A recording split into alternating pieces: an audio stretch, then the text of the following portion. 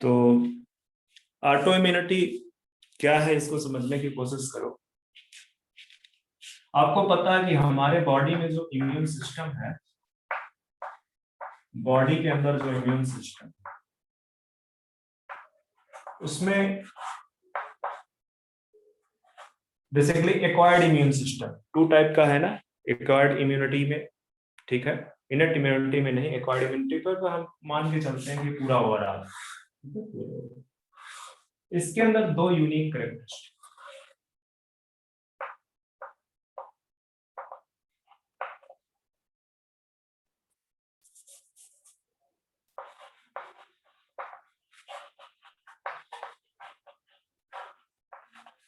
दो unique characteristic है। एक कैरेक्टरिस्टिक है immunological memory,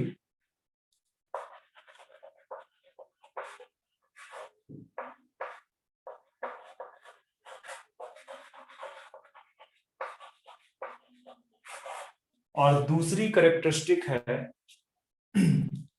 discrimination between self and non. Sir vote hazy हो गया। फिर से हेजी हो गया? Yes sir. क्या दिक्कत है भाई, बार बार हेजी क्यों हो जाता है?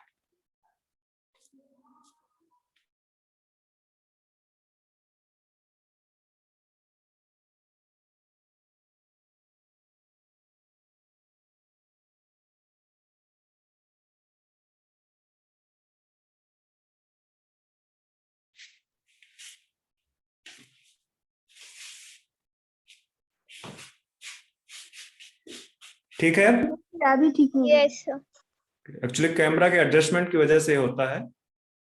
ठीक है, ऑटो एडजस्टमेंट है ना, यहाँ पे आप मैनुअली एडजस्ट नहीं कर सकते हो। ठीक है, तो मैं क्या बोल रहा था कि एक कैरेक्टरिस्टिक है इम्यूनोलॉजिकल मेमोरी की, और दूसरी है डिस्क्रिमिनेशन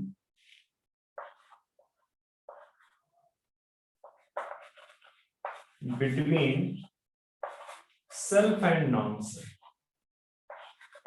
या आप नॉन सेल्फ को एज ए फॉरेन ले सकते हो।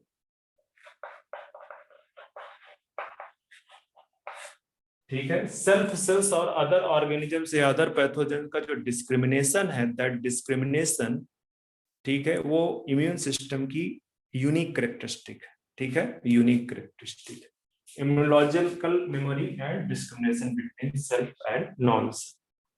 ठीक है, बट समटाइम्स क्या है, समटाइम्स जो इम्यून सिस्टम है वो अपने सेल्फ के अगेंस्ट में जो है रिस्पॉन्ड करना स्टार्ट कर देता है।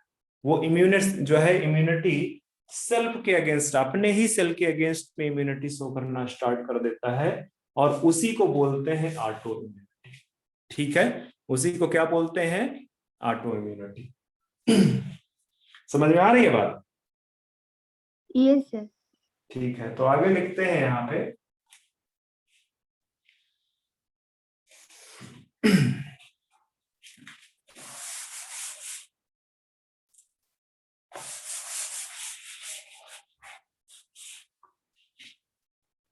जस्ट एक minute friends.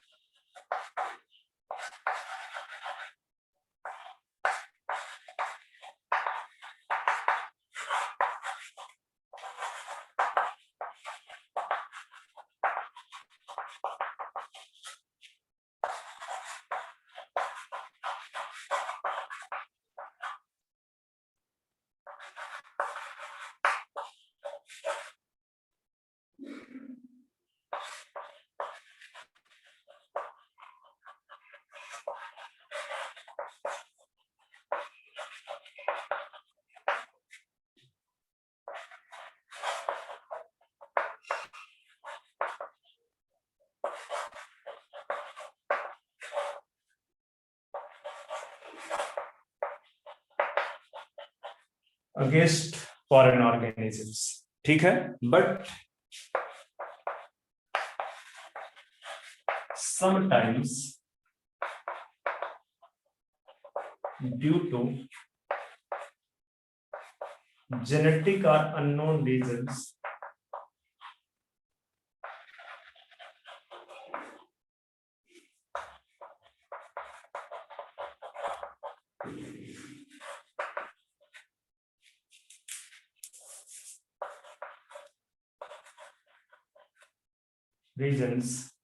immune system attack against self cell, ठीक है। immune system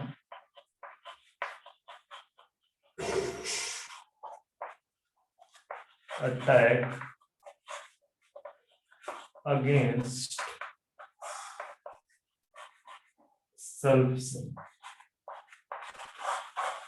ठीक है। And this characteristic is known as autoimmunity, और ये बोल सकते हैं this is known as autoimmunity. इसी के नीचे आप लिखना, मैं ऊपर लिखूंगा, मेरे पास स्पेस नहीं है, ठीक है। This is known as autoimmunity. अगर अपने अगेंस्ट ही इम्यून सिस्टम अटैक करना स्टार्ट कर दे तो उसको बोलते हैं ऑटो इम्यूनिटी। और ऑटो इम्यूनिटी से अपनी ही बॉडी को नुकसान पहुंचता है, ठीक है।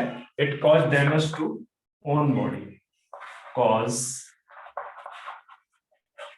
डैमेज टू ओन बॉडी, अपनी ही बॉडी को डैमेज करता है, अपनी ही बॉडी को डैमेज करता है, ठीक है। बात कुछ समझ में आई कि नहीं? कोई डाउट क्रिएट हो रहा है क्या? Yes sir. क्या? तो आपका वीडियो लेक्चर देख रही थी तब सर कुछ डाउट? मैं इस टॉपिक की बात कर रहा हूं, यहाँ पे कोई डाउट क्रिएट हो रहा है कि नहीं? नहीं सर। ओके, बस इसी के लिए पूछ रहा हूं, ठीक है। कि जो एबिलिटी है डिस्क्रिमिनेशन की सेल्फ एंड नॉन सेल्फ में, और इम्यून सिस्टम का जो अटैक है वो सिर्फ नॉन सेल्फ के लिए होता है, but due to some unknown reasons और जेनेटिक रीजंस जो इम्यून सिस्टम है अपने ही अगेंस्ट जो है, अपने ही अगेंस्ट सेल्फ, अपने सेल्फ सेल्स को ही नुकसान पहुंचाना स्टार्ट कर देता है, and that is known as autoimmunity, ठीक है। उसको हम ऑटो इम्यूनिटी बोलते हैं, ठीक है। और ये अपनी ही बॉडी को डैमेज करना स्टार्ट कर देता है। एग्जाम्पल आप देख लो, एग्जाम्पल में एक तो आपके एनसीईआरटी में दिया हुआ है, क्या कौन सा एग्जाम्पल आपके एनसीईआरटी पे दिया? Sir rheumatoid arthritis. Rheumatoid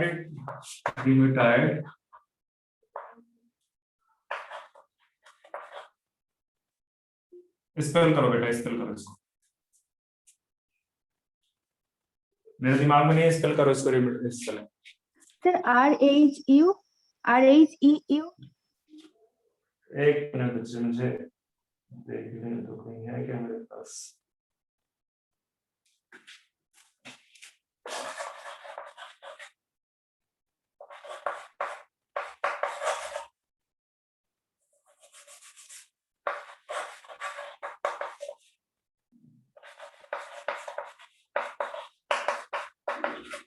arthritis, ठीक है। तो ये मोस्ट कॉमन है, आपके आज की डेट पे देखोगे ये मोस्ट कॉमन जो है, ज्यादातर लोगों को अफेक्ट करता है, ठीक है।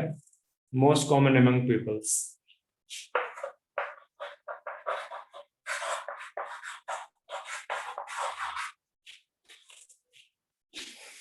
तो ये तो हुआ आपका ऑटोइम्यूनिटी। एक एग्जांपल और लिख दो, मिस्थानिया ग्रेविस। मिस्थानिया ग्लोमेरुलोनेफ्राइटिस भी होगा तो?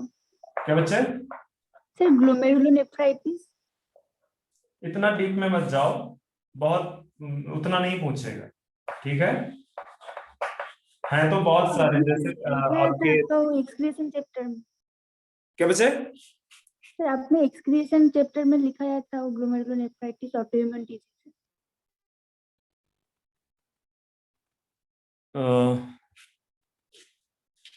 मुझे याद नहीं है, बट बच्चे मैं यहाँ पे जो बता रहा हूँ एग्जाम्पल, उन पे कंसंट्रेट करो। एक्चुअली ज्यादा जो ऑटोइम्यूनिटी से रिलेटेड है वो यही दो पूछेगा, एक मिस्थानिया ग्रेविस, ठीक है। ये एक्चुअली मसल्स में जो है क्या कहते हैं डैमेज करता है, ठीक है। ये रिमेटॉइड अर्थराइटिस है, ठीक है तो बहुत सारे, जैसे थायराइड ग्लैंड में भी हो जाता है, ठीक है। कहीं पे भी अपने सेल्फ अगेन जो है अगर अटैक होता है इम्यून सिस्टम का तो वो ऑटोइम्यूनिटी है, ठीक है। बट आप ज्यादा याद करोगे तो बच्चे एग्जाम के टाइम पे वो याद नहीं रहेगा, आप इन्हीं पे कॉन्सेंट्रेट करोगे, ठीक है। ना ही इसकी मैकेनिज्म की जरूरत है आपको मैकेनिज्म की भी जरूरत नहीं है, आपको बस इतना ही जरूरत है नाम, इससे ज्यादा आपको कुछ पूछेगा नहीं वो, ठीक है। जैसे कई सारे टीचर्स लिखा देते हैं कि यहाँ पे आईजीएम एंटीबॉडी पार्टिसिपेट करेगी, यहाँ पे आईजीजी एंटीबॉडी पार्टिसिपेट करेगी, जरूरत नहीं है बच्चे, ठीक है। उतना ही याद रखो जितना आने वाला है।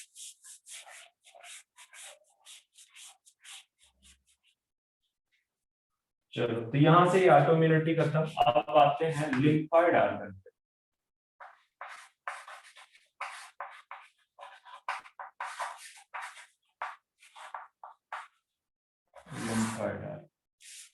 ठीक है, तो आपको पता है कि बॉडी में जो इम्यून सिस्टम है, इम्यून सिस्टम में डिफरेंट चीजें जो हैं बेसिकली, ठीक है। क्या क्या इम्यून सिस्टम में प्रेजेंट है बेसिकली, बता सकते हो मुझे? इम्यून सिस्टम में डिफरेंट टाइप के बैरियर्स हैं, ठीक है, डिफरेंट टाइप के सिक्रीशंस हैं, ठीक है, जो कि इनट इम्यूनिटी का पार्ट बनाते हैं। कुछ सेल्स हैं जो इनट इम्यूनिटी का पार्ट बनती है। इसके अलावा आपके जो है, हो जाएगा क्या बच्चे? सर, एंटीबॉडी हो जाएगा। हाँ, एक्वायर्ड इम्यूनिटी में जाओगे तो एक्वायर्ड इम्यूनिटी में आपका लिम्फोसाइट्स हैं, जो लिम्फोसाइट में T lymphocyte and B lymphocyte है, बी लिम्फोसाइट से एंटीबॉडी प्रोड्यूस हो रहे हैं, ठीक है। तो ये सब बेसिकली पार्ट है इम्यून सिस्टम का, ठीक है। अब अगर हम थोड़ा सा एक स्पेसिफिक पार्ट पे कंसंट्रेट करें, ठीक है, लिम्फोसाइट्स, ठीक है। तो लिम्फोसाइट्स की जहां पे ओरिजिन, मैच्योरेशन एंड प्रोलिफरेशन होता है, उस ऑर्गन को हम क्या बोलते हैं? लिम्फॉइड ऑर्गन बोलते हैं, ठीक है। बात समझ में आ रहा है? मैं कह रहा हूं those organs where origin, maturation and proliferation of lymphocyte occur known as lymphoid organ, ठीक है। तो लिख देते हैं इसको,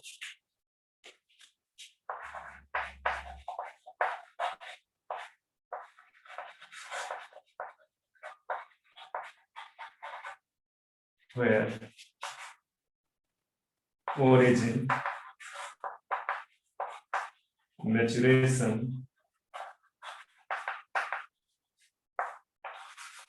and differentiation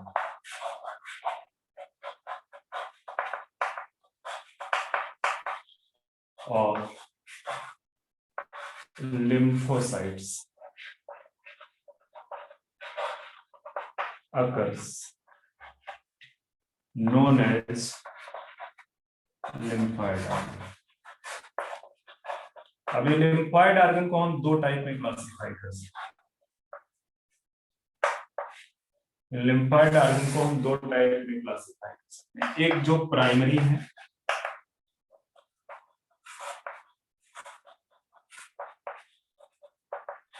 primary lymphoid organ, और दूसरे जो कि सेकेंडरी है।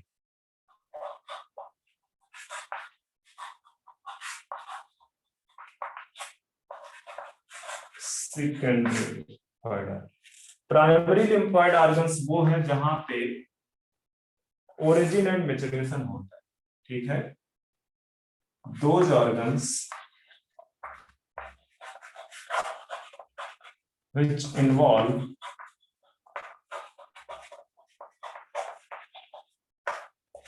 in origin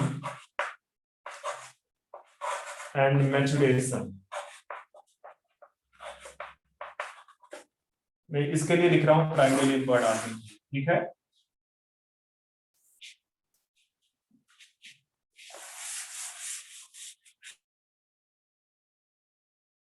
Those organs which are involved in origin and maturation of lymphocyte, उनको बोलते हैं प्राइमरी लिम्फॉइड ऑर्गन। उनको क्या बोलते हैं? Primary lymphoid organ. तो प्राइमरी लिम्फॉइड ऑर्गन आपकी उसमें कौन कौन से हैं? Bone marrow and thymus. Thymus, दो, bone marrow and thymus. These are the primary lymphoid organs which involve in origin and maturation, ठीक है। अच्छा, मुझे जरा से बताओगे कि मैंने डेफिनेशन में क्या लिखा है? डिफरेंशिएशन तो नहीं लिखा दिया, मुझे प्रोलिफरेशन लिखाना था कि दो jargons which involve in origin, maturation and proliferation। Differentiation लिखा दिया क्या मैंने वहां पे? सर सिर्फ ओरिजिन एंड मैच्योरेशन लिखा है आपने।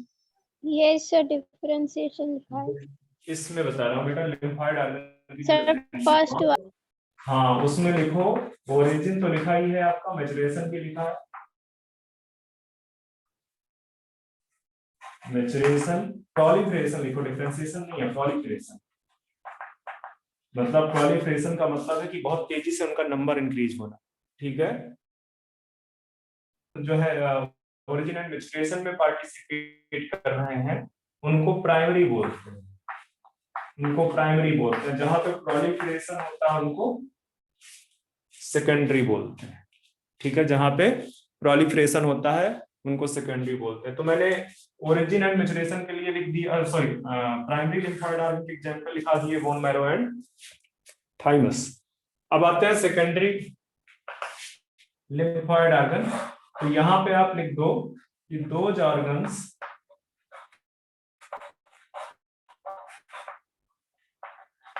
which are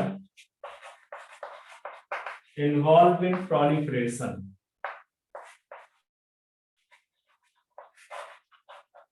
of lymphocytes, उनको आप बोलते हो सेकेंडरी लिम्फोइड ऑर्गन्स, उनको आप बोलते हो सेकेंडरी लिम्फोइड ऑर्गन्स, ठीक है। अब इसके एग्जांपल, सेकेंडरी लिम्फोइड ऑर्गन के एग्जांपल जैसे आपके बहुत सारे एग्जांपल हैं, जैसे स्प्लीन, पियर्स पैचेस,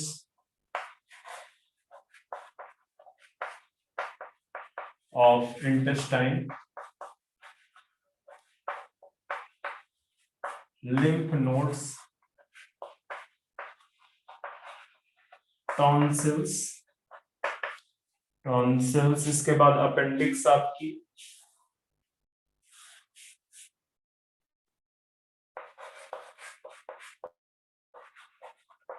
अपेंडिक्स आपका। तो ये कुछ मैंने यहाँ पे लिखा दिया lymphoid organ, secondary lymphoid organ basic, ठीक है, secondary lymphoid organ. Primary lymphoid organ पे सिर्फ ओरिजिन, मैच्योरेशन एंड डिफरेंशिएशन होगा। हाँ हाँ, origin, maturation and differentiation. Basically differentiation और मैचुरेशन में बहुत ज्यादा फर्क नहीं कर सकते बच्चे, ठीक है। वो मैचुरेशन में भी वही काम करता है, अपने आप को पर्टिकुलर फंक्शन के लिए डिफरेंशिएट कर रहा होता है। तो यहाँ पे एनसीईआरटी में ओरिजिन मैचुरेशन लिखा बच्चे, वो रहने दो। जो प्रोलिफरेशन है, डिफरेंशिएशन मैंने बोला था काट दो आप, डिफरेंशिएशन गलत लिख गया था, वो प्रोलिफरेशन है। Okay sir.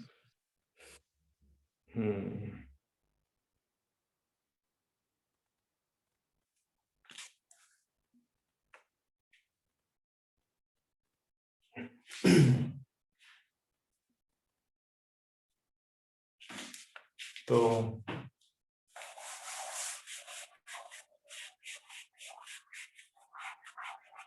अब आपको पता है कि लिम्फोसाइट्स दो टाइप की हैं, बहुत पहले से आपने ये पढ़ रखा है। लिम्फोसाइट्स दो टाइप की हैं, एक है टी लिम्फोसाइट्स और दूसरी है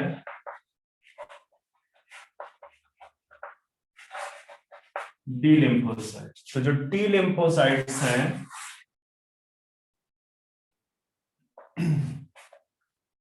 इनकी ओरिजिन बोन मैरो में होती है, ठीक है, बट इनका मैचुरेशन दोनों जगह पे होता है। इनका जो मैचुरेशन है, मैचुरेशन आपका बोन मैरो में भी होगा एंड थाइमस में भी। कई बुक्स लिखती हैं सिर्फ थाइमस, बट आपका एनसीईआरटी लिख रहा है कि बोन मैरो थाइमस दोनों। जो टी लिम्फोसाइट है इसकी ओरिजिन एंड मैचुरेशन दोनों कहां पे होता है? Bone marrow.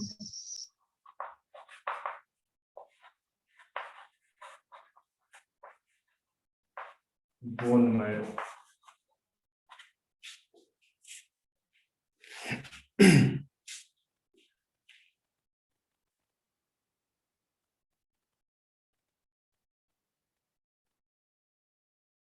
तो बेसिकली ये जो लिम्फोसाइट्स हैं ये एंटीजन सेंसिटिव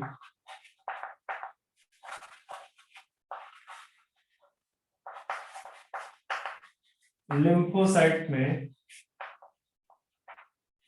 कन्वर्ट हो जाती हैं, ट्रांसफॉर्म हो जाती है, या डिफरेंशिएट हो जाती है, या मेच्योर हो जाती है।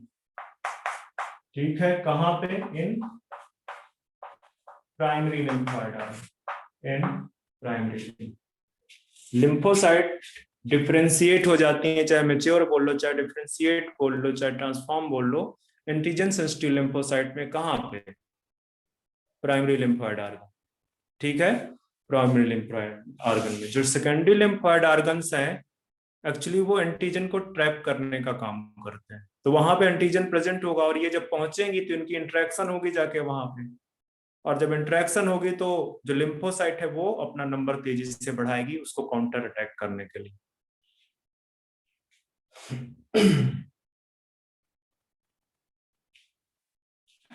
इरेज कर दो इसको। Yes.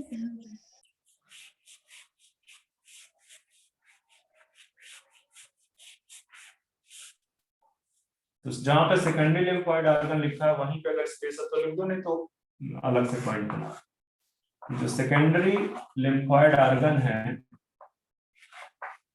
Lymphoid organ are the sites of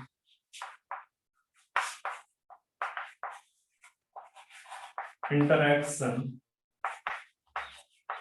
at the site of interaction between antigen and lymphocytes. Lymphocyte और सेकंड जो एंटीजन है यहाँ पे इंटरेक्ट करते हैं, and that's why lymphocyte proliferate. ठीक है, इसके बाद लिम्फोसाइट क्या करती है? Proliferation. proliferation of lymphocytes। Lymphocyte का फिर प्रोलिफरेशन है, लिम्फोसाइट का फिर क्या होगा? प्रोलिफरेशन होगा। बात समझ में आ गई है? Yes, sir. ठीक है, अब जो है क्या कहते हैं, आपको मैं एक होमवर्क देता हूं, आप ध्यान देना कि जो बेसिकली सेकेंडरी लिम्फोइड आर्गन्स है, या ये जो बॉडी में लिम्फोइड आर्गन्स है उसका एक पिक्चर बना हुआ है एनसीईआरटी में, जहाँ पे लिम्फ नोड्स दिखाए गए हैं, थाइमस दिखाई गई हैं, लिम्फेटिक वेसल्स दिखाई गई हैं। ठीक है, तो उसको आप देख लेना, कहीं ABC करके पूछ ना ले। ठीक है, तो थाइमस तो आप जान जाओगे कि dorsal side of the heart present है, बट अदर जो है तो आप देख लेना इसको। ठीक है,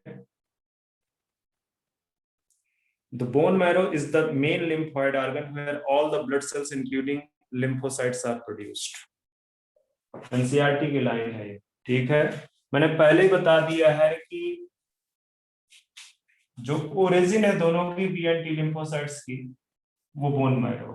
डिफरेंशिएशन या मैचुरेशन अलग अलग जगह पे। ठीक है, तो जैसे मैं यहाँ पे लिख दूं कि जो बोन मैरो है ये main lymphoid organ, bone marrow is main lymphoid organ, ये मेन लिम्फोइड आर्गन। ठीक है, वेयर ओरिजिन ऑफ, या जो है ये ओरिजिन लिखो, origin of all blood cells and lymphocytes takes place. ठीक है, लिम्फोसाइट्स, हालांकि लिम्फोसाइट्स आपकी ब्लड सेल के अंदर ही आ जाएगा, बट मैंने स्पेसिफिकली लिखा दिया है कि डाउट ना रहे। ठीक है, ऑल ब्लड सेल्स जो है उनका डेवलपमेंट कहाँ होता है, मैंने पहले भी पढ़ा रखा है इसको, जब बोन पढ़ा रहा था तब भी पढ़ाया था मैंने, जब ब्लड पढ़ाया मैंने तब भी पढ़ाया इस चीज को। ठीक है,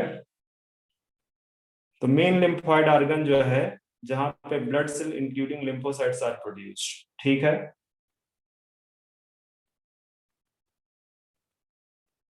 इसके बाद जो आपका थाइमस है, थाइमस का लोकेशन दिया हुआ है, हालांकि मैंने थाइमस के बारे में आपको एक जगह और पढ़ाया, कहाँ पे पढ़ाया है?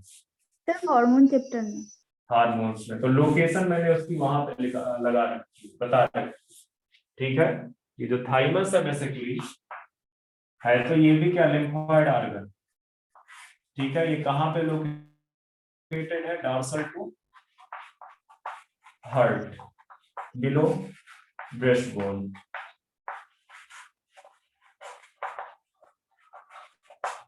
ठीक है। और एक और इम्पॉर्टेंट चीज है कि ड्यूरिंग बर्थ इसका साइज बहुत बड़ा होता है। ड्यूरिंग बर्थ, बर्थ के टाइम पे जो साइज है बेसिकली थाइमस का, size of thymus quite large, large. और प्यूबर्टी आते आते तक, ठीक है, प्यूबर्टी तक साइज क्या करता है? रिड्यूस करता है। मतलब, सॉरी मैंने कुछ गलत लिखा क्या? मैंने, एक मिनट मुझे वेरीफाई करना पड़ेगा, क्योंकि प्यूबर्टी के बाद इसका साइज घटना स्टार्ट हो जाएगा। प्यूबर्टी के बाद इसका साइज घटना स्टार्ट होता है।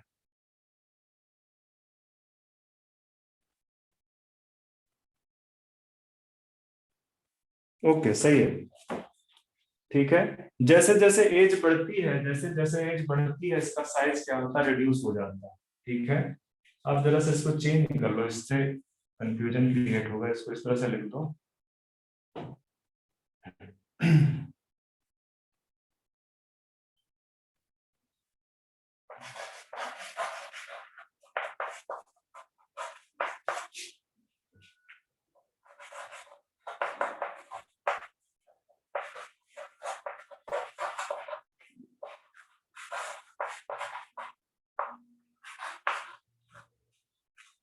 As age progress, its size reduces, ठीक है। जैसे जैसे एज बढ़ती जाती है, इसका साइज घटता जाता है। इसी वजह से देखते हो कि जो ओल्ड पीपल होते हैं, उनका जो इम्यूनिटी होता है वो कम होता है, उनका जो इम्यूनिटी है वो कम है। तो ये तो हो गया आपका थाइमस के बारे में, ठीक है, थाइमस के बारे में। तो प्यूबर्टी के टाइम पे ही इसका साइज काफी छोटा हो जाता है, ठीक है।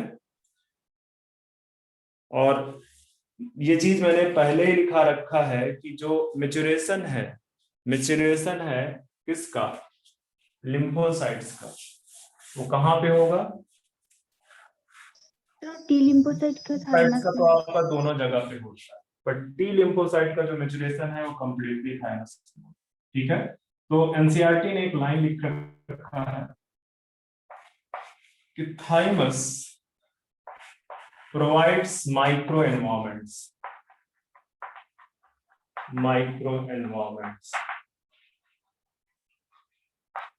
for the development of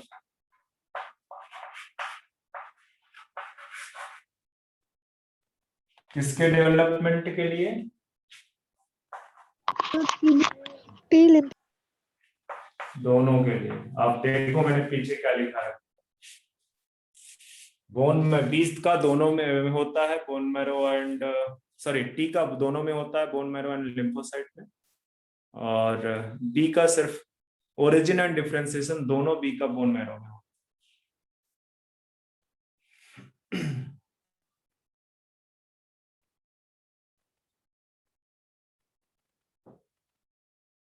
ठीक है। इसके बाद आपका एक लिम्फॉइड ऑर्गन है, सेकेंडरी लिम्फॉइड ऑर्गन, जो है spleen. It is bean cell and it is also known as graveyard of RBC, graveyard of RBC, ठीक है। बीन शेप्ड है, बिल्कुल रेडिश होता है जैसे बीन का कलर है, जो कि ब्लड बहुत ज्यादा प्रेजेंट होता है यहाँ पे, तो जो है ये बिल्कुल रेडिश कलर का होता है, ठीक है।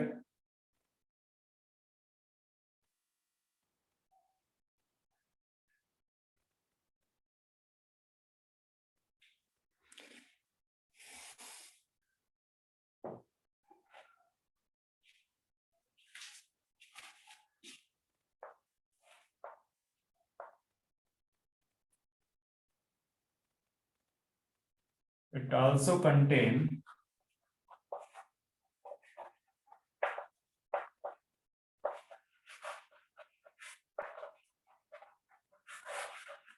lymphocyte and phagocytes.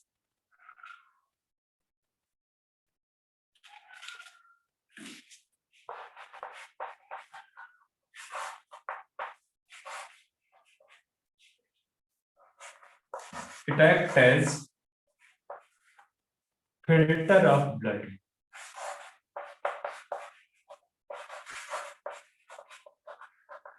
और अगर ये फिल्टर करेगा ब्लड का तो ट्रैप कर लेगा and trap the micro organism present in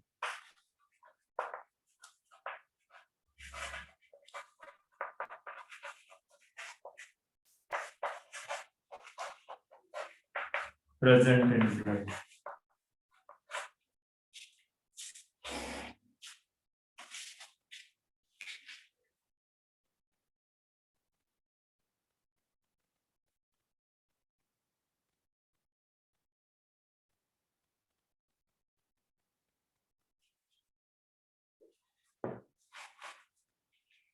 इस तरह से लिख दो micro trap the blood borne micro organisms.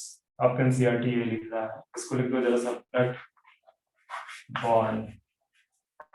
बाकी पहला भी ठीक है बट ये ज्यादा सटीक रहेगा, इसी तरह से क्वेश्चन ना पूछो। Act as filter of blood and trap the blood borne micro organisms.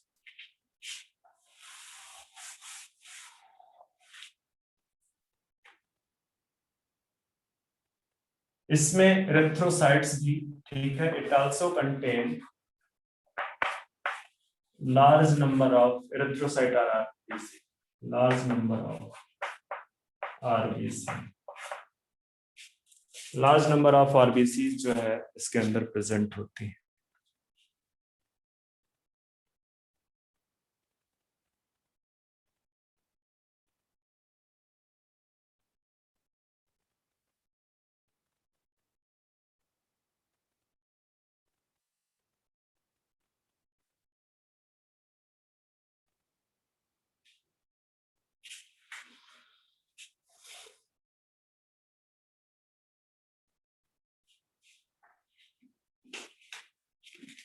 Erase कर दो इसको। No comment the lymph node.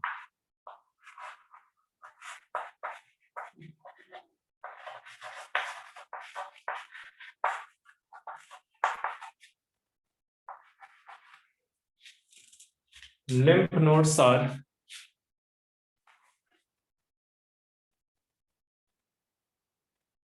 small solid structure located at different points along the lymphatic system. जो lymphatic vessels हैं उनके along lymph nodes present होते हैं, ठीक है।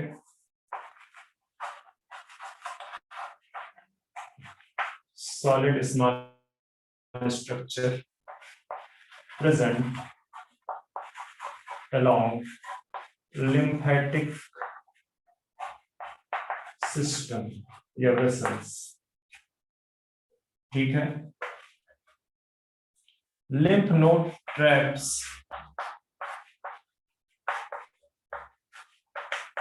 the antigen,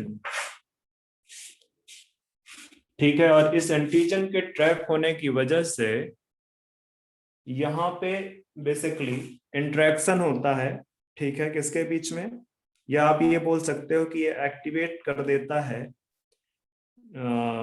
लिम्फोसाइट्स को, ठीक है।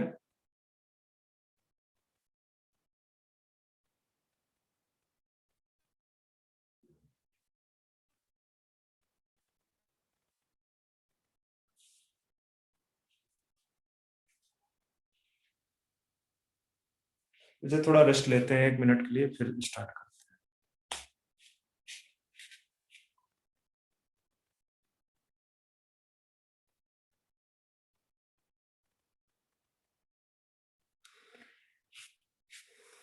आपका एग्जाम का पता चला क्या कि कब कुछ होने वाला है? जी सर। कब होने वाला है? सर कुछ बोला नहीं अब। सिलेबस आपका किस किस का खत्म हो गया है? कि sir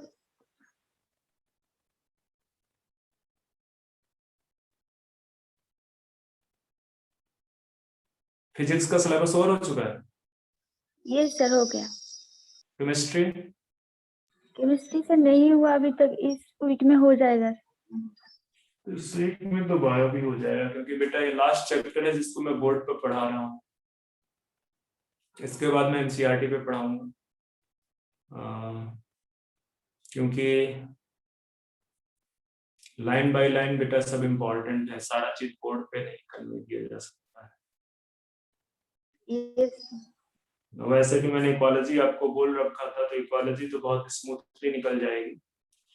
microbes and human welfare भी मैंने जो नोट्स भेजे थे, अगर आप उनको पढ़ पाए हो तो बहुत अच्छा है। उसके अंदर सारा कंटेंट था, थोड़ा सा राइटिंग रफ जरूर था। तो बचा उसके बाद सिर्फ 2 chapter, evolution and strategy for enhancement in food production, जो कि 1-1 घंटे के चैप्टर है।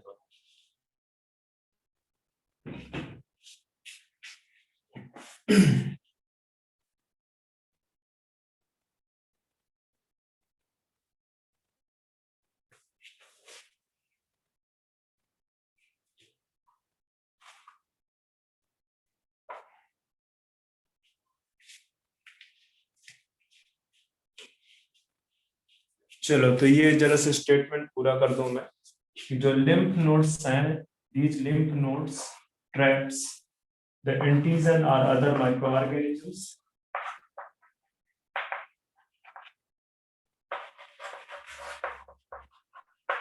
and these trapped antigen, ठीक है, ये जो trapped antigen है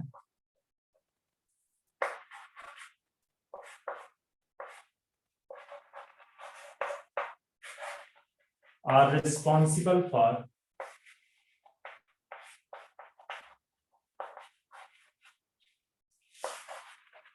activation of lymphocyte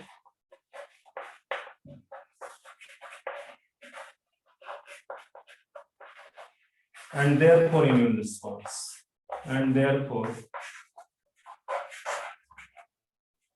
immune response.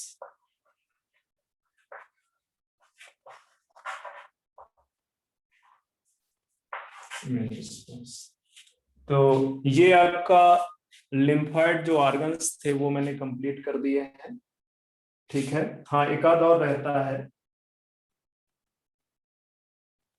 एक बड़ा इंपॉर्टेंट लिम्फाइड ऑर्गन है, वो भी मैं कंप्लीट करवा देता हूँ, जिसको बोलते हैं माल्ट।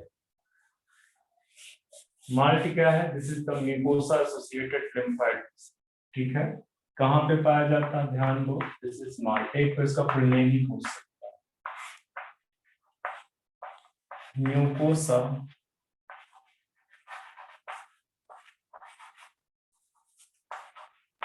सर बोर्ड क्लियर नहीं है। अच्छा, ठीक है, ठीक हो गया। ये सर हो गया।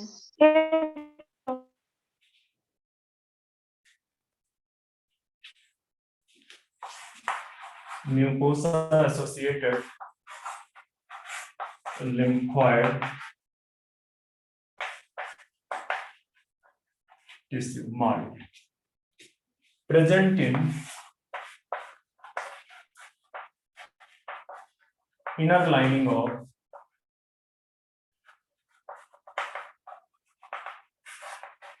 gastrointestinal tract.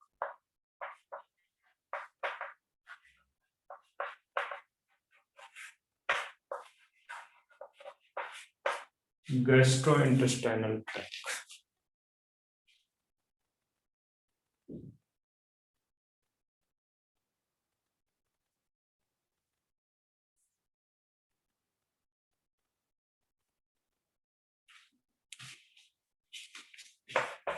Respiratory tract.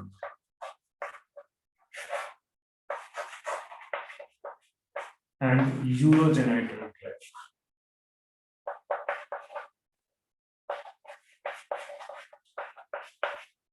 ठीक है। एंड ये वाले जो टिश्यू है या लिम्फॉइड ऑर्गन है, लिम्फॉइड टिश्यू है, ये form 50% of all lymphoid tissue. All lymph, ये बहुत ही इंपॉर्टेंट स्टेटमेंट है, ध्यान में रखना, और ये बड़ा इंपॉर्टेंट टॉपिक भी है, मतलब इसमें से ये एक बहुत ज्यादा चांसेस हैं इसके पूछे जाने।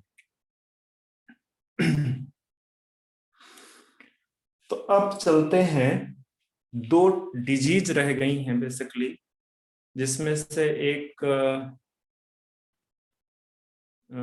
क्या बोलते हैं, कौन सी डिजीज है? AIDS and HIV। हाँ, एक डिजीज आपकी है जो इन्फेक्शन से फैलती है, कम्युनिकेटिव डिजीज है, और दूसरी नॉन कम्युनिकेटिव डिजीज। दूसरी डिजीज नॉन कम्युनिकेटिव या नॉन इन्फेक्शियस डिजीज। तो सबसे पहले एड्स देखते हैं। एड्स, अब देखो एड्स के बारे में सारा कुछ सब उनको पहले से ही पता है, तो कुछ चीजें कि एड्स कैसे फैलता है एनसीईआरटी से रीड कर लें। ठीक है, फिजिकल कांटेक्ट से, किसी भी प्रकार का इंटरनल सिक्रीशन अगर किसी दूसरे के इंटरनल सिक्रीशंस पे जाएगा, इंटरनल फ्लूइड जाएगा, तो फैलेगा वो। ठीक है, जैसे जो कुछ लोग ड्रग्स लेते हैं, वो जो निडल होती है उससे फैलता है। ब्लड ट्रांसफ्यूजन में कई बार अगर गलती हो जाए तो उससे फैल जाए। ठीक है, तो बेसिकली जो जो जो कॉज है स्प्रेड के, वो आप देख लो। जो बेसिकली बचाव के उपाय हैं वो भी पता है आपको, एनसीईआरटी में देखो कि जो फिजिकल कांटेक्ट है वो नहीं होना चाहिए। ठीक है, मतलब इसके अलावा जो जैसे जो ड्रग्स वगैरह लेते हैं, तो वो इंजेक्शन जो है बेसिकली उसको क्या कहते हैं, सेम इंजेक्शन बार बार नहीं यूज होना चाहिए, या किसी को नॉर्मल जो है मेडिसिनल इंजेक्शन कोई लगता है तो उसको मतलब वन टाइम ही सिर्फ इसको यूज करने चाहिए। इस तरह से कुछ है, वो आप देख लें। मेरा जो मेन काम है वो एड्स का जो मैकेनिज्म है वो मैं बताने जा रहा हूँ, जहाँ से क्वेश्चन आने के चांसेस हैं। अब ये आप बहुत दिनों से पढ़ते आ रहे हैं, एड्स का क्या बचाव के उपाय क्या है, स्प्रेड के क्या कारण है, वो मेरा पार्ट नहीं। ठीक है, तो एड्स बेसिकली क्या है, इसका फुल नेम है एक्वायर्ड इम्यूनो डिफिशियंसी सिंड्रोम। ये पूछ सकता है कि नाम बताओ पहले, तो वैसे तो बहुत पुराना टॉपिक हो गया। ठीक है, caused by human immunodeficiency virus, immunodeficiency virus, HIV short में बोलते हैं, HIV से फैलता है। ठीक है, it belongs to retrovirus family. किस फैमिली का मेंबर है? Retrovirus family. रेट्रोवायरस कौन से होते हैं? रेट्रोवायरस बेसिकली ऐसे वायरस जिनका जीनोम आरएनए का बना हो। ठीक है, आरएनए का बना हो, आरएनए वायरस को क्या बोलते हैं? रेट्रोवायरस बोलते हैं। ठीक है, आरएनए। ठीक है, जो एड्स है उसमें जो आरएनए है, ठीक है, तो इसमें दिखाई देता हूं कि इसमें RNA containing protein coated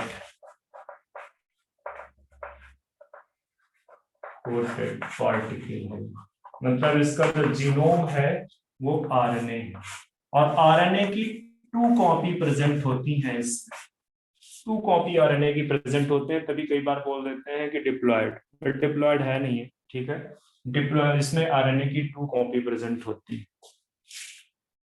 2 copy आपको आरएनए की यहाँ पे दिखेगी।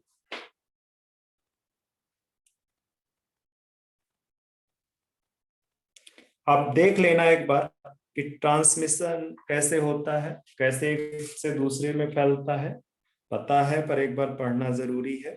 ठीक है, जैसे यहाँ पे लिखे हुए हैं, sexual contact with infected person by transfusion of contaminated blood and blood products, by sharing infected needle as in case of intravenous drug abusers, from infected mother to her child through placenta. ये याद नहीं रहा होगा, ये पता नहीं रहा होगा, तो इस वाले पॉइंट को रखना.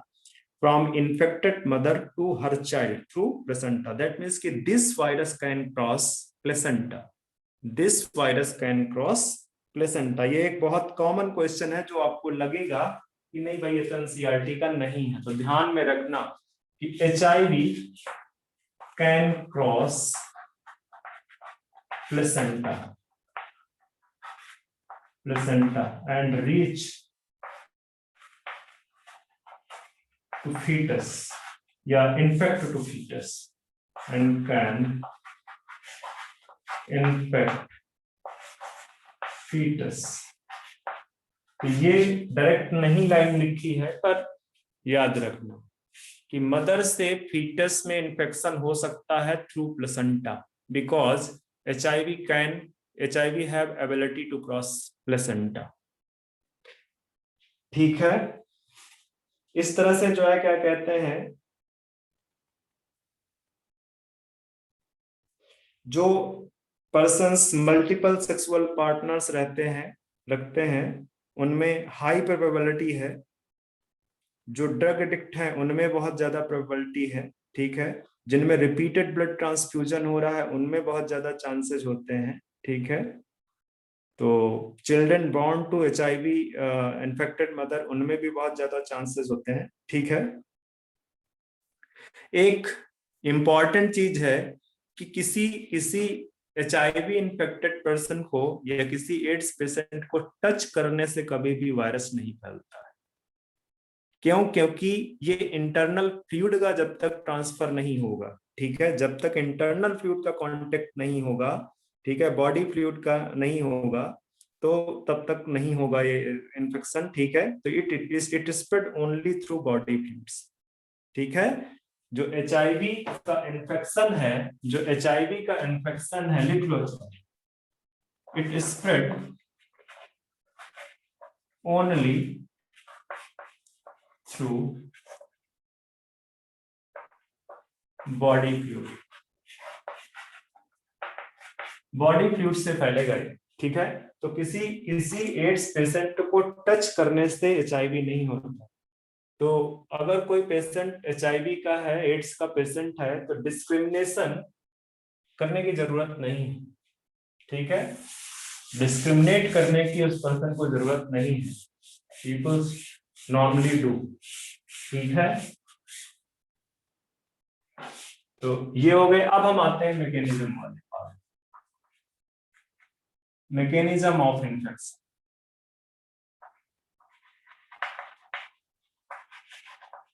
Mechanism of infection. तो सपोज कर लो, बड़ा सा बनाना,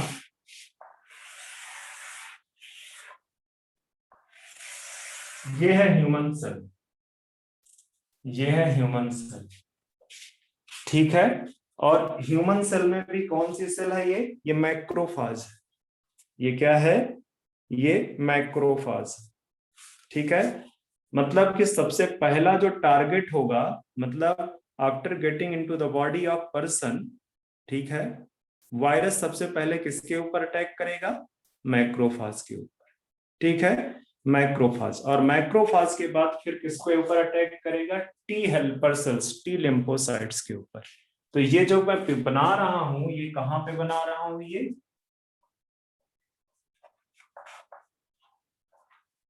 मैक्रोफाज.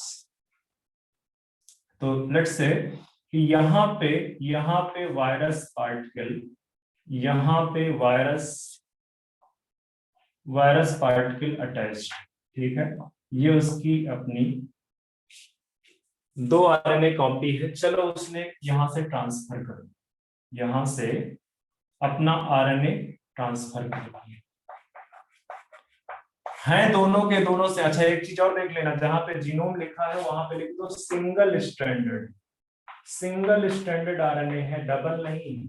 सिंगल स्ट्रैंडेड RNA की 2 कॉपी, सिंगल स्ट्रैंडेड RNA की 2 कॉपी है. तो RNA जीनोम आरएनए या जो जीनोम है इसका होगा reverse transcription, reverse transcription.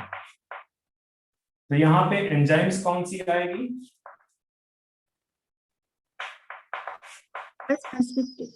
Reverse transcriptase, और इसको कन्वर्ट कर देगी सीडीएनए, सीडीएनए में कन्वर्ट कर देगी। ठीक है, ये जो सीडीएनए है, अब देखो यहाँ पे बेसिकली ये न्यूक्लियस है,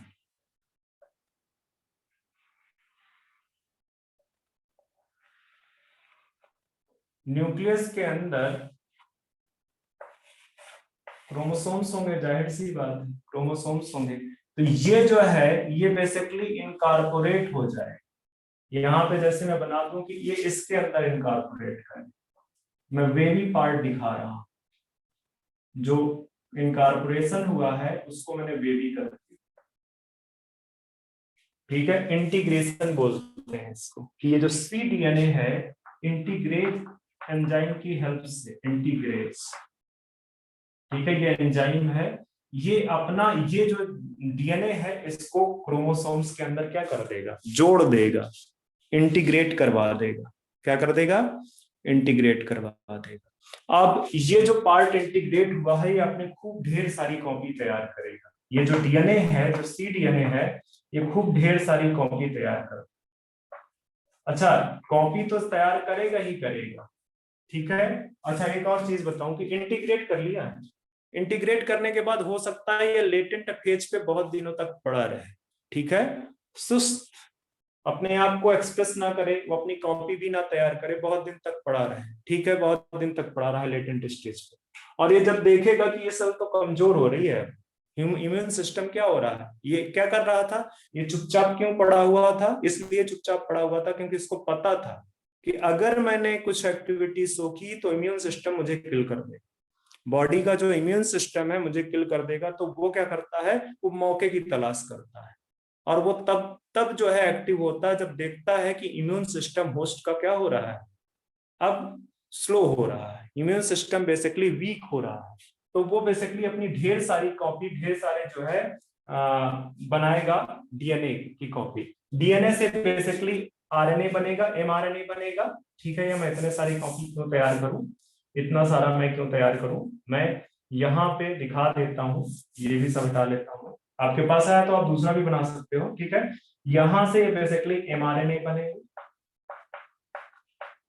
एमआरएनए से ये बाहर एमआरएनए आ जाएगा, एमआरएनए से बाहर आ जाएगा तो यहाँ राइबोसोम से फिर प्रोटीन्स पार्टिकल्स बनेंगे जो इसका एनवलप बनाएंगे, इस तरह के एनवलप बनाएंगे, इस तरह के एनवलप बनाएंगे। और इसका जो साथ साथ में ये जो है अपना, ये तो एमआरएनए, ये तो एमआरएनए, वो साथ साथ अपना आरएनए जीनोम भी बनाएगा, साथ साथ अपना आरएनए जीनोम भी बनाएगा। मतलब एमआरएनए भी बन रहा है और उसका अपना आरएनए जीनोम, और ये जो आरएनए जीनोम है वह आपके यहाँ पे इस तरह से पैकेजिंग हो जाएगी। इस तरह से बहुत सारे प्रोटीन पार्टिकल्स जो है, इस तरह से बहुत सारे एचआईवी के पार्टिकल्स बन जाएंगे। इतना बन जाएंगे, इतना ओवरटेक कर लेगा पूरी मशीनरी को, जो भी प्रोटीन सिंथेटिक मशीनरी है उसको पूरी तरह से ओवरटेक कर रखा है। मतलब ये जो मैक्रोफाज है ये बेसिकली क्या है, this is HIV factory, it act as HIV factory. मतलब कि इस फैक्ट्री में क्या प्रोड्यूस हो रहे हैं, एचआईवी प्रोड्यूस हो रहा है। ठीक है, खूब ढेर सारे एचआईवी पार्टिकल्स बना लेगा, और जब देखेगा कि ये सेल मेरे लिए किसी काम की नहीं, ये जब देख लेगा कि ये सेल मेरे लिए किसी काम की नहीं है तो इसको रप्चर कर देगा, इसको रप्चर कर देगा। यह सेल अपने आप ही रप्चर हो जाएगी क्योंकि बहुत वीक हो चुकी हो। और ये जो पार्टिकल्स हैं, अब तो बहुत ढेर सारे, जो स्टार्टिंग में एक पार्टिकल था वो इसके रप्चर होने के साथ साथ बहुत सारे ब्लड में फैल गए, बहुत सारे। भाई रप्चर कहाँ पे होगी, ब्लड में रप्चर होगी या टिश्यू में होगी तो ब्लड पे पहुंच जाएगी वो। ठीक है। तो अब जो है ये जो पार्टिकल्स हैं, अब ये नेक्स्ट स्टेप पे अटैक करेंगे किसके ऊपर, T4 हेल्पर सेल के ऊपर, T4 हेल्पर सेल या T लिम्फोसाइट जो भी कहना चाहो, और वहां पे सेम काम करेगा और इस तरह से बार बार यही काम करता रहेगा और फैलता रहेगा। अब क्या है कि चूंकि इसने T हेल्पर सेल को ओवरटेक कर रखा है, T हेल्पर सेल को इसने क्या कर लिया, कंट्रोल कर लिया, T हेल्पर सेल को नुकसान पहुंचाया जा रहा है, T हेल्पर सेल को खत्म करते चला जा रहा है। और आपको पता होना चाहिए कि जो T हेल्पर सेल, नोट करके लिखना, कि जिस सेल को ये इन्फेक्ट करेगा इस माइक्रोफाज के बाद, ये T helper cells play essential role in inducing, इस तरह से लिख सकते हो, essential role in formation of antibody, या इस तरह से लिखो जरा सा कि T essential role in antibody formation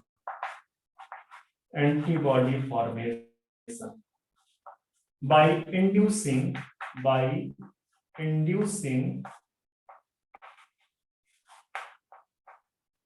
B cell को इंड्यूस करता है टी हेल्पर सेल, ताकि वो क्या करे, वो एंटीबॉडी प्रोड्यूस करे, वो एंटीबॉडी प्रोड्यूस करे। ठीक है। तो आपसे क्वेश्चन पूछ सकता है कि जो HIV पार्टिकल पहली सेल को ह्यूमन में इन्फेक्ट करता है वो कौन सी cells, macrophage. The first cell which is infected by HIV particle, HIV virus is the macrophage. ठीक है। चूंकि यहां पे वो अपने आप को अपना cDNA प्रिपेयर करेगा, फिर cDNA प्रिपेयर करने के बाद अपने cDNA को इनकॉर्पोरेट करा देगा क्रोमोसोम्स ऑफ होस्ट में, और इसके बाद फिर हो सकता है कुछ देर तक लेटेंट स्टेज पे पड़ा रहे, और जैसे ही देखेगा कि इम्यून सिस्टम वीक होने वाला है तो वो बेसिकली अपनी कॉपी तैयार करेगा, अपने पार्टिकल्स तैयार करेगा और एट द एंड मैक्रोफेज को रप्चर करा देगा। अब वो जो पार्टिकल्स ब्लड में या टिश्यू में प्रेजेंट है वो नेक्स्ट टारगेट करेंगे लिम्फोसाइट्स को, T4 हेल्पर सेल को, और T हेल्पर सेल के साथ में भी सेम काम करेंगे। क्योंकि number of T cells continuously reduce होते चले जा रहे हैं, तो होस्ट का इम्यून सिस्टम क्या होता चला जाएगा, वीक होता चला जाएगा, होस्ट का इम्यून सिस्टम वीक होता चला जाएगा। ठीक है।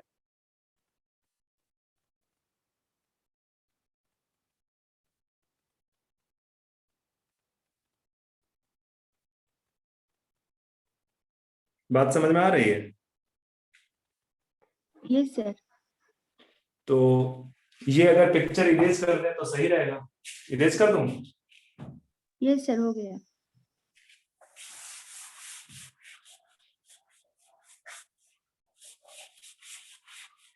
तो after infecting macrophage,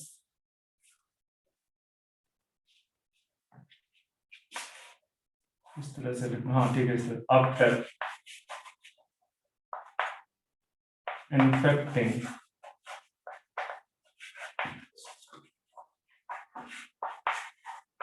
macrophage HIV infect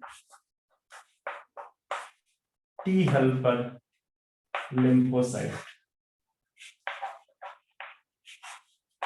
ठीक है। एंड सेम चीज करेगा जो माइक्रोफेज में हो, अपने नंबर बढ़ाएगा। ठीक है। And in this way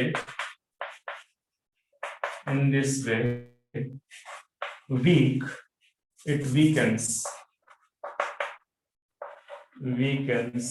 host immune system। Host immune system को वीक कर देगा, और उससे क्या होंगी, ठीक है, due to this several diseases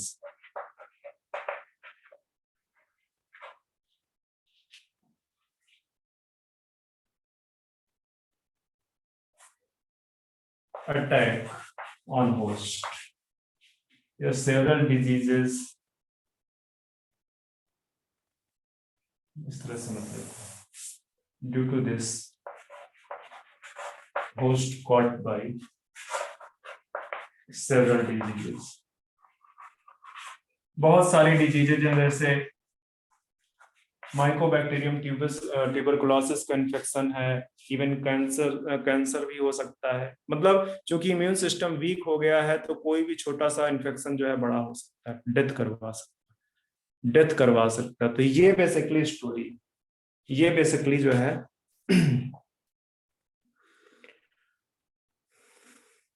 ठीक है। तो अब आप देख लेना यहाँ पे Mycobacterium, viruses, fungi, even parasite like toxoplasma, ये सब बेसिकली जो है प्रॉब्लम कर सकते हैं। अब एक दो चीजें इस स्टेट्स में मुझे और लिखानी है, वो लिखा देता हूं।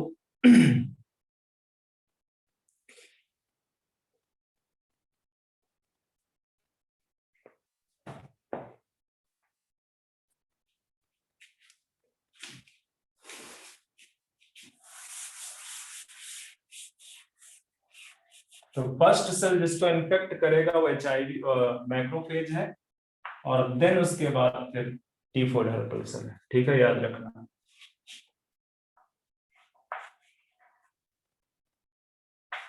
There is always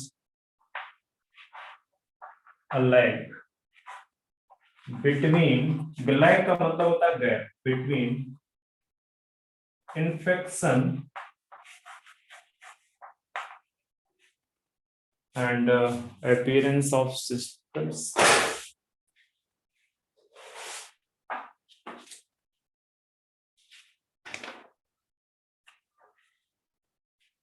हाँ, appearance of its system and appearance of its symptoms। और ये जो लैग है ये हो सकता है 5 years to 10 years तक हो जाए। ये जो लैग है, इट माइट बी चांसेस कि ये 5 years से 10 years हो जाए। ठीक है, एक चीज है,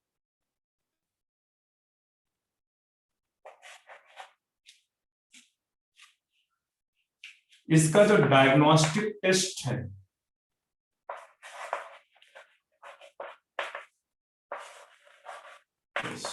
वो है एलिजा। अब एलिजा के बारे में पढ़ा चुका हूं। This is enzyme linked immunosorbent assay, enzyme linked immunosorbent essay.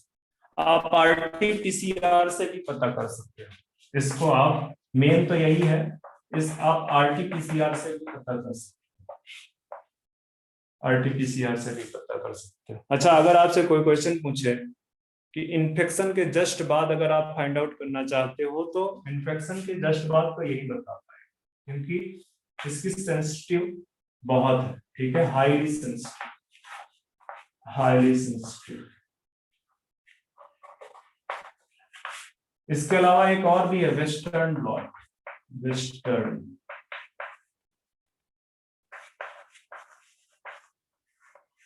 But यही आपका NCERT में लिखा है, तो इसको ध्यान में रखिए।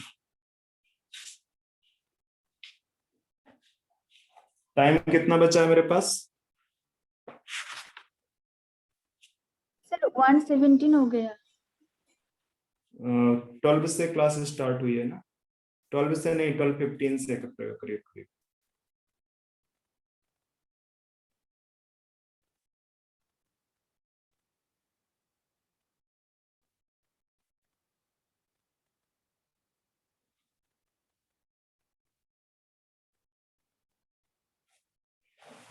नेशनल एड्स कंट्रोल ऑर्गेनाइजेशन, जिसका नाम याद रखें, NACO, sorry, national AIDS control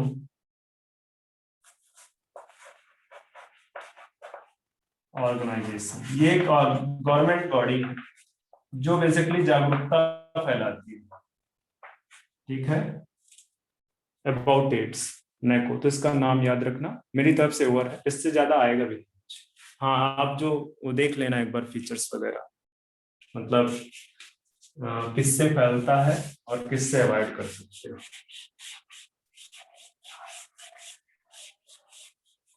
तो अब आते हैं कैंसर के ऊपर। आपको पता है कैंसर एक डेडली डिजीज। कैंसर क्या है? एक deadly disease. About millions of people in India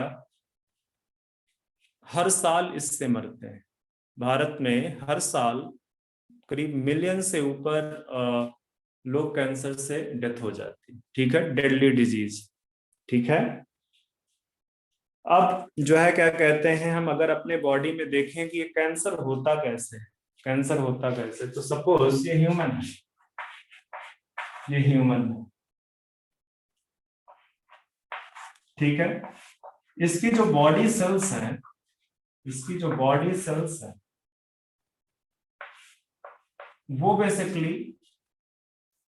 बहुत ज्यादा हाईली रेगुलेशन में, इसकी बॉडी की जो सेल्स हैं बेसिकली उसमें जो सेल ग्रोथ एंड डिफरेंशिएशन है वो बहुत ही रेगुलेटेड है, बहुत ही, ठीक है। यहाँ बॉडी सेल्स में जो cell and growth, sorry cell growth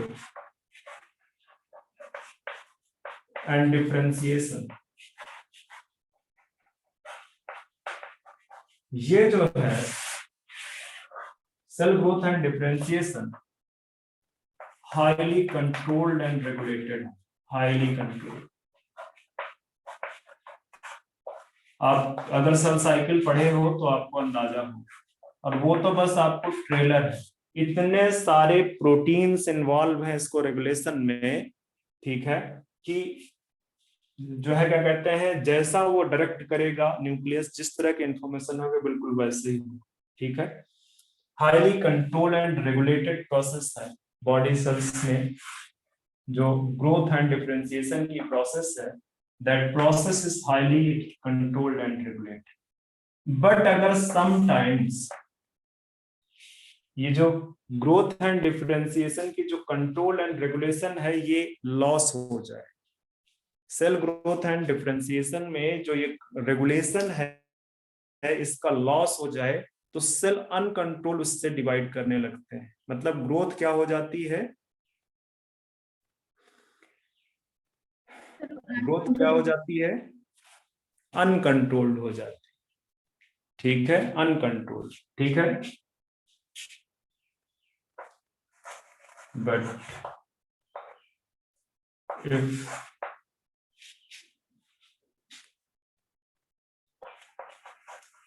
if there is a loss of regulation,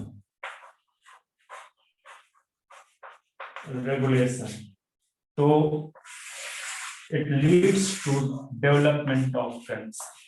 या आप ये बोल सकते हो कि कैंसर के अंदर ये जो highly controlled and regulated process है उसका ब्रेकेज हो जाता है, ठीक है। There is breakage of controlled and regulation. अगर ये ब्रेकेज हुआ,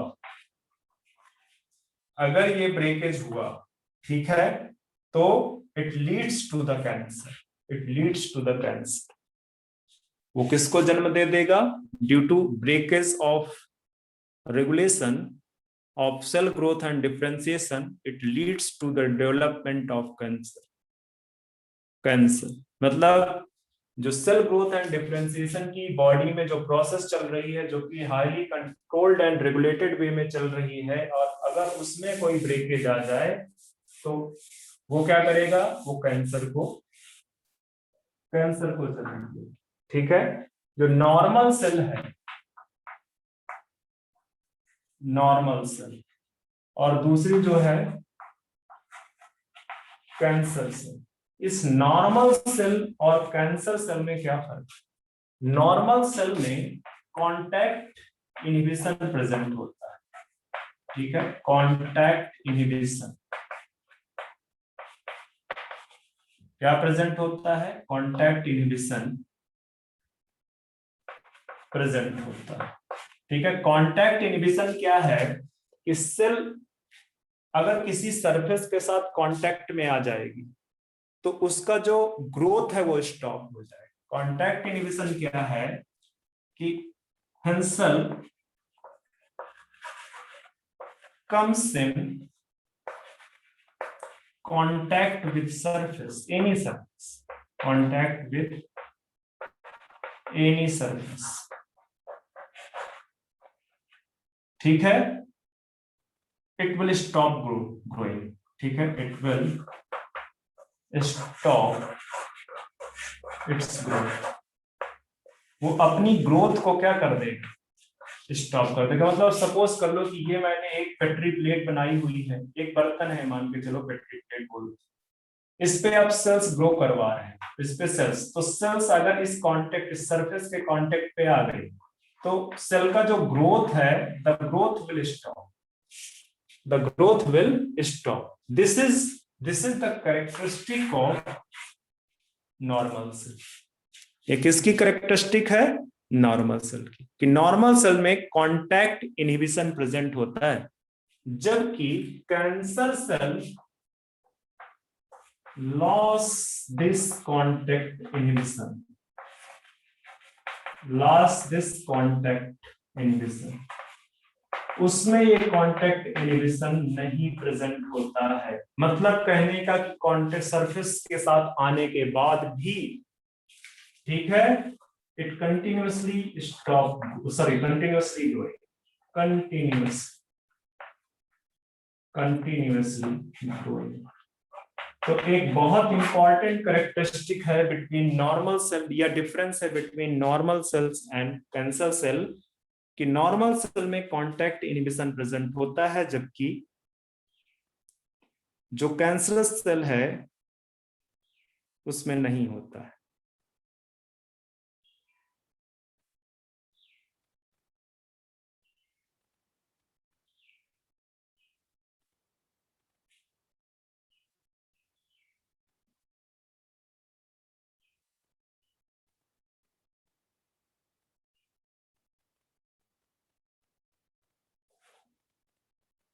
बात समझ में आया? इट कंटिन्यूअसली ग्रोइंग, एंड ये कंटिन्यूअसली ग्रोइंग होने की वजह से mass of cells produce, mass of cells, and that mass of cells is known as tumour.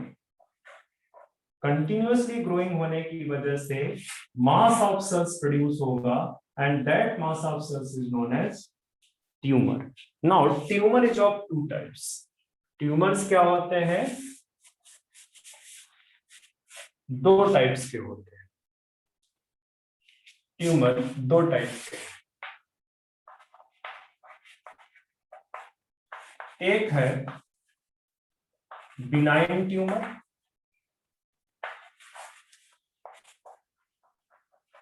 और दूसरा है मैलिग्नेंट ट्यूमर, ठीक है, benign tumour and malignant tumour. तो जो बिनाइन ट्यूमर है ये बेसिकली अपनी ही जगह पे रहता है। बिनाइन ट्यूमर, मेरी बात समझ में आ रही है मैं क्या बोल रहा हूं? Yes sir. जो बिनाइन ट्यूमर है बेसिकली, ठीक है, वो जनरली अपने ही लोकेशन पे कन्फाइंड रहता है, ठीक है, अदर पार्ट्स ऑफ बॉडी में नहीं जाता है, ठीक है, नहीं फैलता है, ठीक है। तो जो बिनाइन है इसको लिख दो, normally confined to, normally confined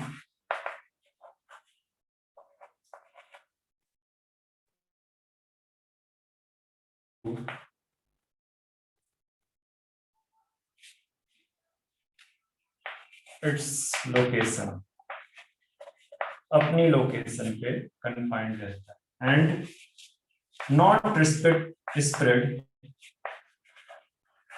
other place या अदर लोकेशन, अदर लोकेशन पे ये नहीं जाता है बिनाइन ट्यूमर। और बिनाइन ट्यूमर जो है बहुत लिटिल डैमेज करता है, कॉज लिटिल डैमेज, ज्यादा नुकसान, जनरली ज्यादा नुकसान नहीं पहुंचाता है। हाँ, अगर ये ब्रेन वगैरह में हो जाए तो डेफिनेटली प्रॉब्लमेटिक हो जाता है। जनरली ये आपको बहुत नुकसान नहीं पहुंचाता। बट जो मैलिग्नेंट ट्यूमर है ये अपनी लोकेशन पे कन्फाइंड नहीं होता है, ठीक है, ये फैलता है, not confined to its location, not confined to its location and is spread one location to another, one location to another, एक लोकेशन से ये दूसरे लोकेशन पे क्या करता है, जाता है, ठीक है, थ्रू ब्लड, थ्रू ब्लड,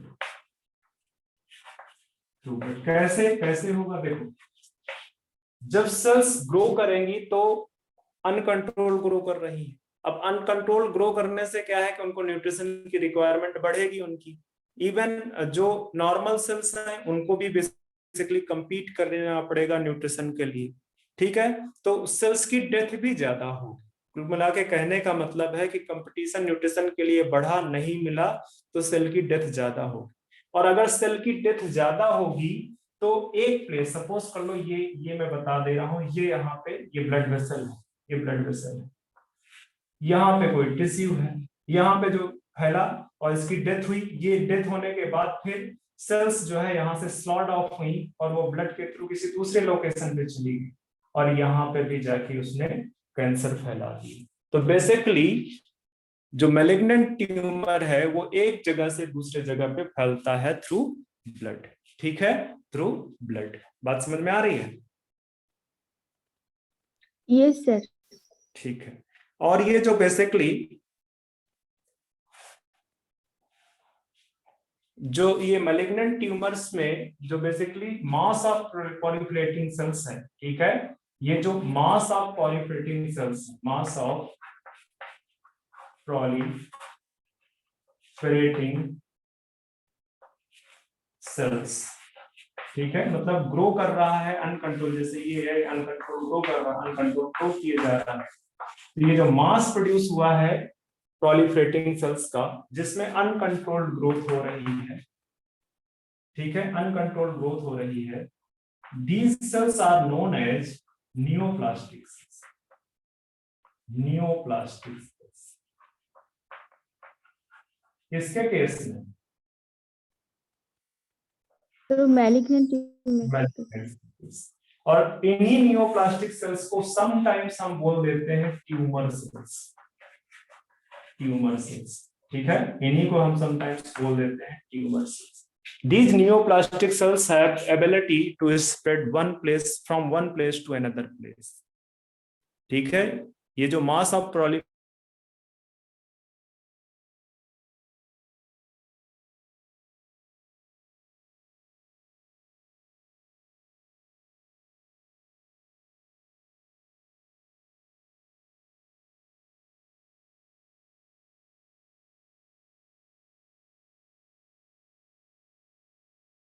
ये जो सेल्स है, चूंकि एक जगह से दूसरी जगह पे फैल रही हैं, एक जगह से दूसरी जगह पे फैल रही हैं, तो ये fast growing cells, fast growing,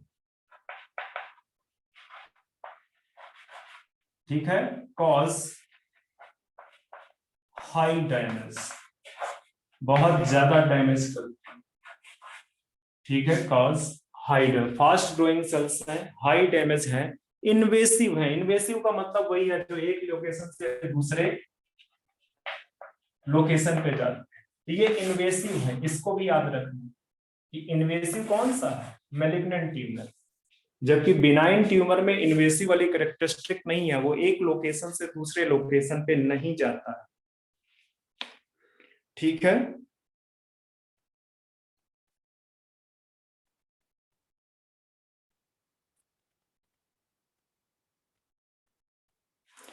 तो एक टर्म और है मेटास्टेसिस, ठीक है। तो मेटास्टेसिस की भी कैरेक्टरिस्टिक आपकी पाई जाती है, मेटास्टेसिस। मेटास्टेसिस मैंने पहले ही समझा दिया, सब एक्चुअली इंटर रिलेटेड है। वही है कि सपोज कर लो यहाँ पे टिश्यूज में ग्रोथ हुई अब यहाँ से ड्यू टू कंपटीशन सेल्स की डेथ हुई, वो सेल्स बेसिकली, कुछ सेल्स बेसिकली यहाँ से ब्लड के थ्रू एक जगह से दूसरे जगह पे चले गए, वहां दूसरी जगह कैंसर कॉज कर दी। तो वो जो कैरेक्टरिस्टिक है spread of one location to another location, ठीक है, spread of one location to another location, ठीक है। ये स्प्रेड ऑफ कैंसरस सेल्स, इस तरह से लिखना, स्प्रेड ऑफ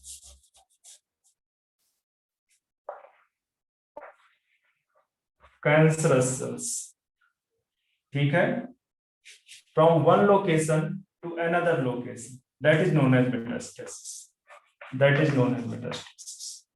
तो ये तो हो गया आपका मेटास्टेसिस। कैंसर के बारे में जितनी इंपॉर्टेंट बातें थी वो सारी मैंने आपको बता दी, ठीक है, सारी बता दी है। अब देखते हैं डिटेक्शन, अच्छा एक और चीज देख लेते हैं, कॉज ऑफ कैंसर। बच्चे टाइम हो गया? सर 1:35 हुआ। हाँ अभी थोड़ा टाइम है और एक्स्ट्रा पीरियड में इसको मैं खत्म करूंगा।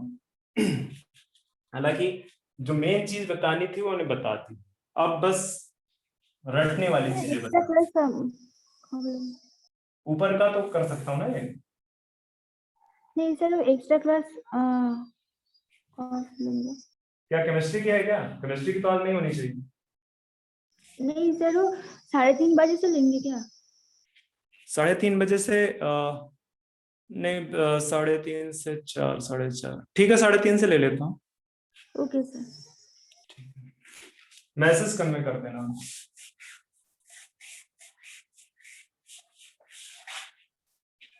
मुझे इस चैप्टर को खत्म करना है तो ऑब्वियसली मेरा सिलेबस ओवर हो जाएगा, क्योंकि मैंने आपको ऑलरेडी बता रखा था कि इतने चैप्टर को मुझे बहुत अच्छे से पढ़ाना है।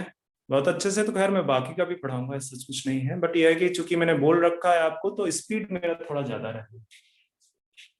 इसको मुझे नोट्स पे पढ़ाना था, क्योंकि ये चीजें बिना बोर्ड पे नोट्स के, मतलब बिना बोर्ड पे पढ़ाए मुश्किल है, ठीक है। और कुछ कुछ पॉइंट्स यहाँ पे हैं जो कि जरूरी है, जबकि आप आगे के चैप्टर्स में देखोगे तो वहां पे कोई एक ऐसी लाइन नहीं बनती जिसको मेरा मन करे कि मैं छोड़ दूं, मेरा मन नहीं करेगा। क्यों? क्योंकि वहां का कोई भी लाइन आपका क्वेश्चन बन सकता है। यहाँ पे स्टिल अभी चांसेस हैं कि सम लाइंस छूट सकती है, जैसे मैंने जितना बोर्ड पे डिस्कस कर दिया इसके बियॉन्ड नहीं आएगा, इसके बियॉन्ड नहीं आएगा, तो इसलिए सारी चीजें मैंने यहाँ पे डिस्कस कर दी, वहां पे कोई चीज छोड़ने वाला है ही नहीं। इसीलिए मैं आपको बहुत दिन पहले से बता रहा था कि इसको आप पढ़ना स्टार्ट करो, क्योंकि रटे बिना आपका काम नहीं चलने वाला है। ठीक है, तो हम कॉज ऑफ कैंसर पढ़ते हैं।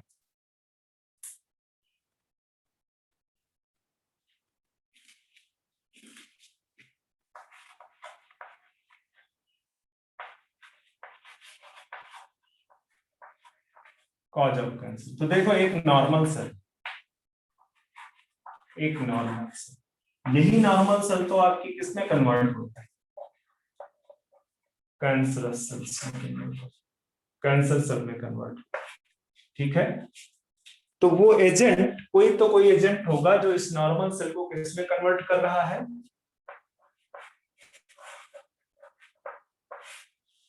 कैंसरस सेल में कन्वर्ट कर रहा है। अब ये एजेंट आपका कोई लिविंग भी हो सकता है और कोई नॉन लिविंग। जैसे नॉन लिविंग को मैं पहले बता दूं तो नॉन लिविंग में जैसे रेडिएशंस,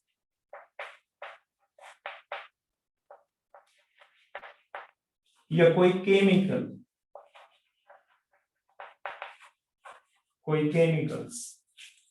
ठीक है, रेडिएशंस या केमिकल्स एक नॉर्मल सेल्स को, उनके अंदर ये एबिलिटी है कि एक नॉर्मल सेल को कैंसर सेल में चेंज कर दे। जैसे रेडिएशन की भी बात करूं तो रेडिएशन में आपके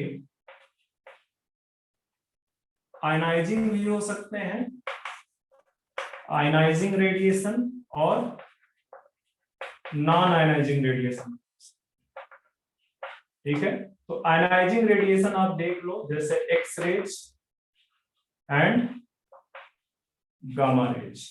नॉन आयनाइजिंग रेडिएशन में क्या है? जैसे यूवी रेज, ठीक है। तो ये है। अच्छा, ये जो एजेंट है, ये एजेंट, इन एजेंट्स को हम क्या बोलते हैं? तो कार्सिनोजेनिक मेटेरियल। कार्सिनोजन, इनको बोलते हैं कार्सिनोजन। तो बेसिकली नॉर्मल सेल को कौन चेंज करता है कैंसर सेल में? कार्सिनोजन। हालांकि कार्सिनोजन जो टर्म है वो नॉन लिविंग के लिए यूज होता है, ठीक है। एनी केमिकल और रेडिएशन, ठीक है। कार्सिनोजन जो टर्म है यूज होता है, ठीक है, किसके लिए यूज होता है? फॉर रेडिएशंस या नॉन लिविंग थिंग्स, ठीक है। केमिकल्स में आप लिख सकते हो जैसे टोबैको स्मोक,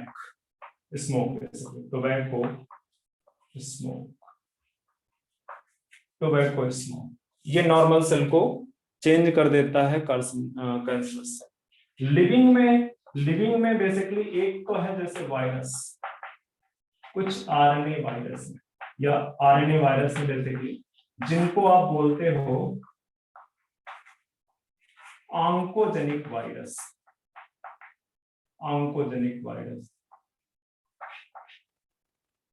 ठीक है। इन ऑन्कोजेनिक वायरसेस के अंदर वायरल ऑन्कोजेन्स पाई जाती है, viral oncogenes, and these genes have capability to change a normal cell into cancerous cells.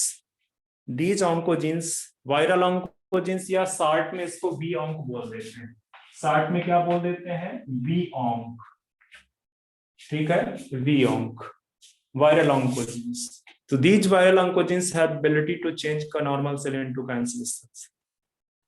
इसके अलावा there are some genes present in host. There are some genes present in host, उसके अंदर की ही jeans, ठीक है, जिनको बोलते हैं प्रोटोऑन्कोजीन्स। इनको क्या बोलते हैं? प्रोटोऑन्कोजीन्स,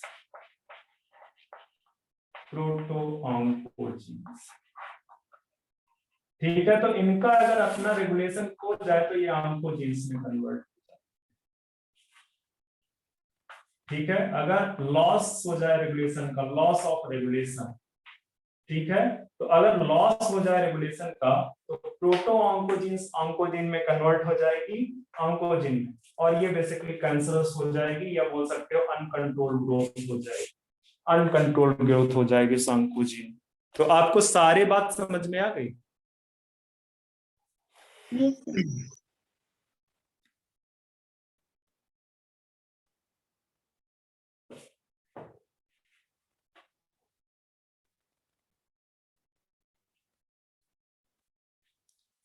और ये जो ऑन्कोजीन्स है, ये प्रोटो ऑन्कोजीन्स है, इसको कई बार सी ऑन्कोजीन्स या सेलुलर ऑन्कोजीन्स भी बोलते हैं, सेलुलर ऑन्कोजीन्स, शार्ट में सी ऑन्क।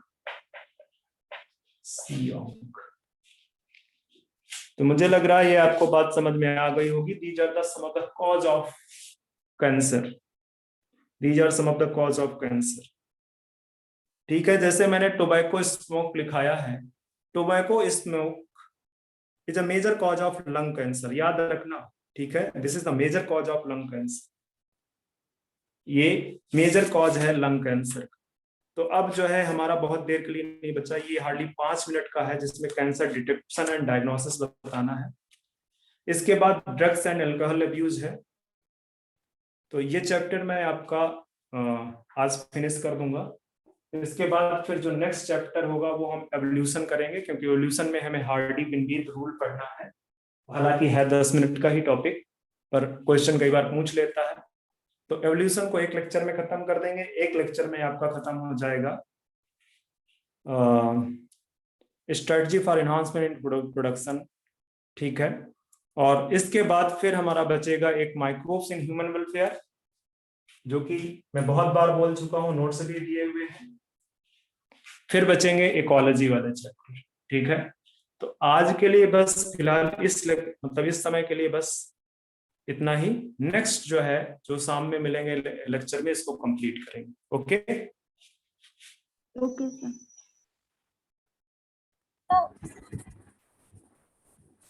सर हाँ बच्चे बोलो।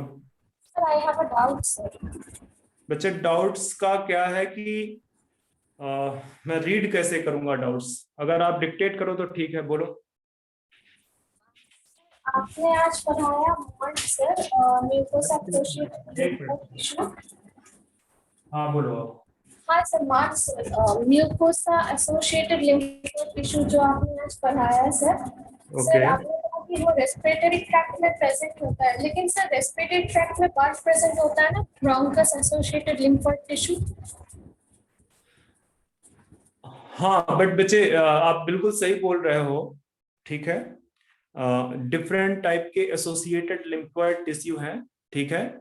तो जो बेसिकली क्या कहते हैं, जो म्यूकस का सिक्रेशन है, म्यूकोसा नहीं प्रेजेंट होता है एक्चुअली, ठीक है। क्योंकि उस सरफेस से म्यूकस का सिक्रेशन हो रहा है तो आप उसको माल्ट बोल सकते हो। सेकंड चीज, मेरा जो वहां पे पढ़ाने का ऑब्जेक्टिव था, चूंकि आपका एनसीईआरटी लिखता है, ठीक है, तो मैं एनसीईआरटी फॉलो कर रहा हूं। मैं जरूर आपको बता सकता हूँ डिफरेंट टाइप के एसोसिएटेड लिम्फोइड टिश्यू को डिफरेंट नेम्स जो है डिफरेंट बुक्स में जो दिए हुए हैं, बट चूंकि एनसीईआरटी जिस तरह से लिख रहा है, पूछेगा वो वैसे ही, ठीक है, पूछेगा वो वैसे ही एग्जामिनर। तो इस वजह से आपको बहुत ज्यादा फोकस करना चाहिए आप अपने एनसीईआरटी के ऊपर,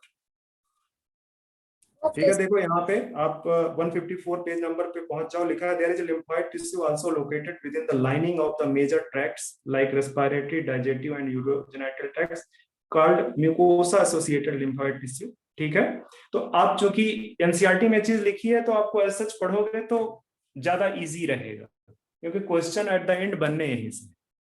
ओके, डेफिनेटली आप भी सही कह रहे हो, ठीक है, कि जो उनके आप डिफरेंट नाम दे सकते हो, उनके डिफरेंट नाम दे सकते हो। अदर बुक्स को रीड करोगे तो वहां पे डिफरेंट नाम दिए। Okay okay sir, thank you sir.